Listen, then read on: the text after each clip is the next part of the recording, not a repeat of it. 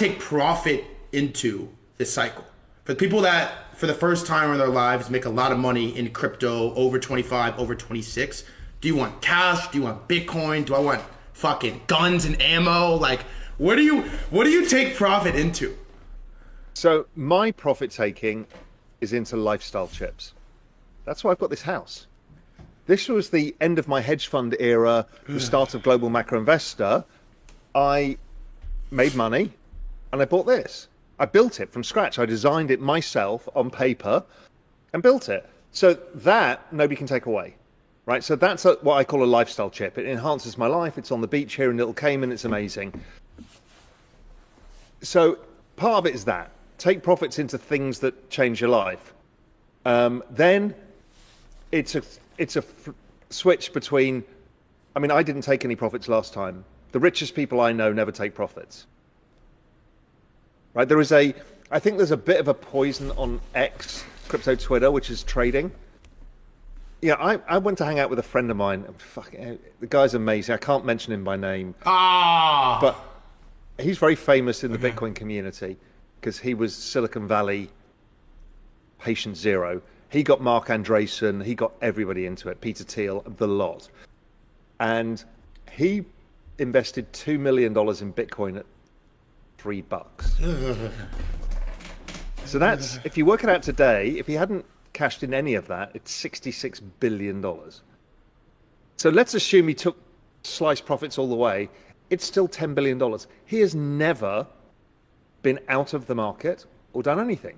What he's done, like I did last cycle, was actually just buy the lows because your view is a longer term. Especially if you're your age. I mean, fuck, you shouldn't ever sell it. You should just be thinking, how can I generate enough cash to buy tokens down 70%?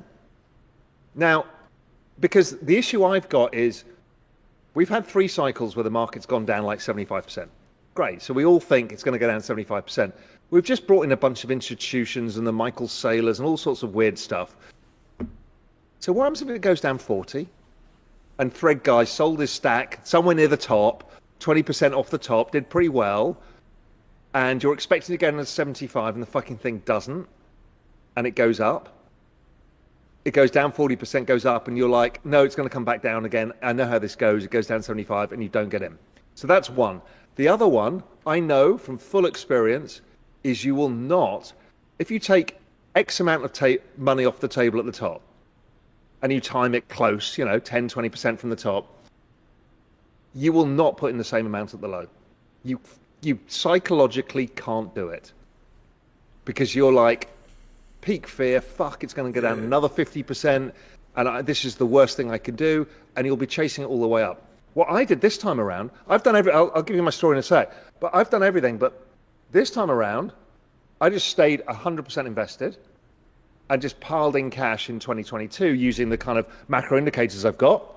And so I was back at all-time highs in P&L well before all the markets were, and I made the right allocation. I got Solana and I got Sui, fine. So if I go back and look at my journey, I bought Bitcoin at $200 in 2013. So I was early. I wrote the first ever macro strategy piece on Bitcoin and how to value it ever written. Is that true? So, like confirmed? Confirmed. I mean, I still go to people like that guy who bought it for $3. He's like, that changed my life. Barry Silbert, ask Barry. Barry's like, yeah, no, that piece was one of the most important pieces written at the time.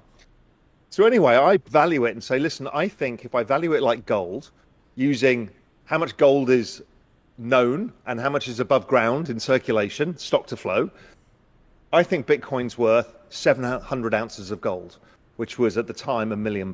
It's now 2 and a bit million. So I'm like, assume I'm a total fucking moron by 90%. Just discount me for being a total idiot because it was $200. Yeah. How can I write something's worth $1 million? It's stupid. I discount it and say, listen, at least it's $100,000. This is still the best opportunity of all time. So I invest. I put a decent stack in, not massive, not like I did in 2020, but a decent enough bet. One of my bigger bets, and it went up 5x in a few months, and I'm like, clearly I'm a god, right? I can do no wrong. Then it falls 87%. But I'm like, okay, look, this is a 10-year bet. So I don't worry about the volatility. I've written it off as a zero. Then in 2017, it's at $2,000. So I'm up 10x, which is like, that's pretty good. This is before we got used to meme coins doing 10x in one day. But like, this is the best return I've ever had in my entire life. And I thought this Bitcoin fork was going on, Bitcoin Cash versus Bitcoin. And I'm like, I don't understand what's going on. Am I going to back the wrong horse? I'm out. I'll take my money. It went up another 10x in 5 months into the end of the year to 20,000. It then fell 85% again. And then the COVID, it started rallying in 2019. The COVID crash came down 50%.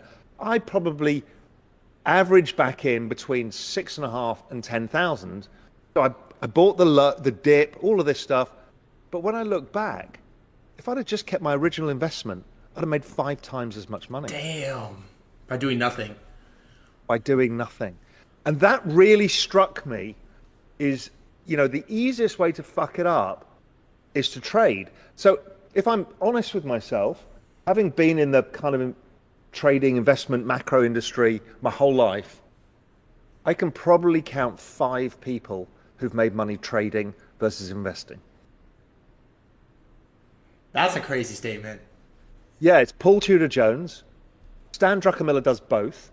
It's Lewis Bacon from More Capital who does both. There is Steve Cohen, 0.72. That's kind of it.